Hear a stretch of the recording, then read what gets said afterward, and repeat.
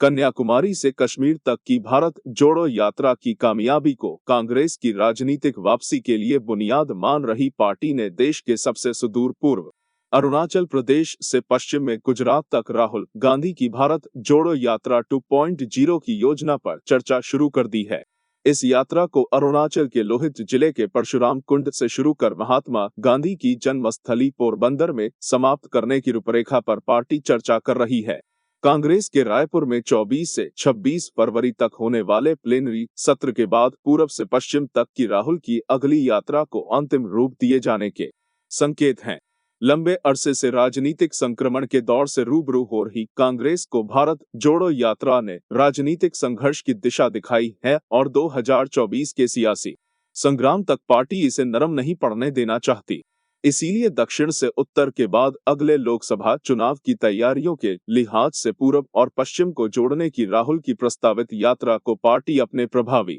सियासी अस्त्र के रूप में देख रही है। पार्टी के भरोसेमंद सूत्रों ने कहा कि राहुल के भारत जोड़ो यात्रा 2.0 की योजना पर अंदरूनी चर्चा शुरू हो गई है। अरुणाचल के परशुराम कुंड से गुजरात के पोरबंदर का रूट भी संभावित रूप से तय है, लेकिन पार्टी का शीर्ष नेतृत्व इसकी अंतिम रूपरेखा और यात्रा की तारीख पर आने वाले दिनों में फैसला करेगा। अरुणाचल के लोहित जिले में स्थित परशुराम कुंड जहां से यात्रा शुरू करने की योजना है, वो पौराणिक ग्रंथों के अनुसार भगवान परशुराम से सीधे जुड़ा है, जिन्हें भगवान विष्णु का छठा अवतार माना जाता है। जबकि महात्मा गांधी की जन्म स्थली पोरबंदर की आधुनिक भारत के इतिहास में स्वर्णिम जगह है। पार्टी के एक अन्य सूत्र ने कहा कि राहुल के पूर्व से पश्चिम तक के यात्रा कॉरिडोर की रूपरेखा की योजना पर गंभीरता से विचार किया जा रहा है। कांग्रेस इस बात को बेहिचक स्वीकार कर रही है कि भारत जोड़ो यात्रा ने देश भर में उसके नेताओं कार्यकर्ताओं को सक्रिय कर दिया है और इसीलिए पार्टी यात्रा